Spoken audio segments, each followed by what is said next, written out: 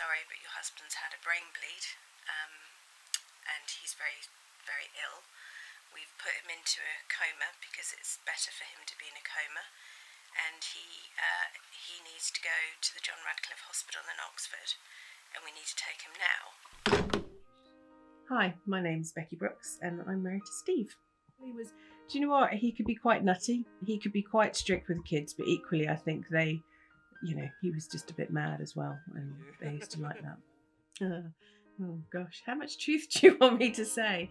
He's always been an amazing dad, but there was no warning sign. But no, he's super funny. He's like, he just stopped caring about what other people think, and he just really enjoys, sometimes he just really enjoys life, and he's just funny to be around. Yeah. It was the worst bit was when I walked in because he forgot who my brother and I were. Yeah, it was tough. It was a bit weird. Something has happened to me that changed my life. Most people drop dead on the spot. I am Steve Brooks, I'm 51 and I did beat the odds. I met Steve in Freshers Week at university. Went to Staffordshire University. Gangly, geeky, charming, floppy hair, very bright guy. His dad was terminally ill with lung cancer, and sadly Steve dropped out of university more or less. We got married 6 months later. So I've married him twice. We got married a week after we finished our finals because his dad was ill. He did some amazingly clever stuff when he was out in New Zealand. He was known for, being one of the top access programmers, not just in New Zealand, but across the world. Then got a opportunity to go and run the Microsoft department in America. And I bumped into a chap called David Pepperell, who worked for Atos. So I got a job with Atos. But the job was back in England. The last thing I remember is sliding into the lounge in my suit, without shoes on, socks on. I was in a meeting. Apparently I was quite combative and argumentative in the meeting, which is not normal for me. In the meeting room I suddenly stood up, threw up and passed out. Right in the middle of the meeting. Literally stood up and hit the floor.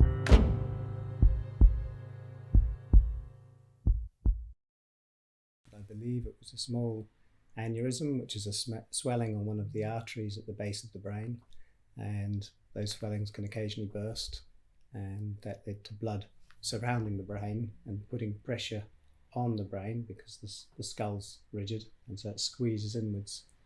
Well, he's really very ill and you need to come now. We don't think he's going to live. Thomas came out of his bedroom and just said, well, where's Dad? And then it's sort of like when they told me that he had a stroke, you don't expect it to happen to you. Oh, tears, lots of tears. Sorry. I haven't talked about this for such a long time. Yes, my chances were a fraction of 1%. So he was going in for brain surgery. I said, see you, Steve. And Tom was next to me and Steve just opened his eyes and he just looked horrified. He doesn't remember anything. He doesn't remember getting married. Physically I was fine, mentally I was all over the shop. I tried to escape from the hospital. He had a bag of meds next to him and he went, right, I can just go. I take a lot of medicines to do with not having a seizure again. I was very, very happy to be at home. I was still really quite ill.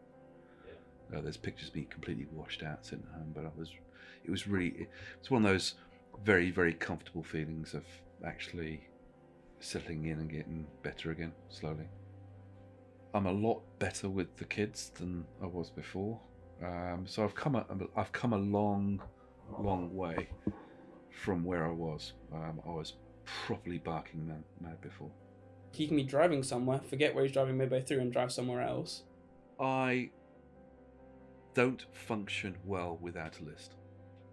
So Beck writes me a list. If Beck forgets me to write a list, the day goes to hell in a handbag. Running, if I run, I'm happy. If I don't run, I'm sad. It's a black and white thing. it must be the endorphins or whatever you get out of running, but when I'm running, everything's balanced. When I don't run, it's all bad.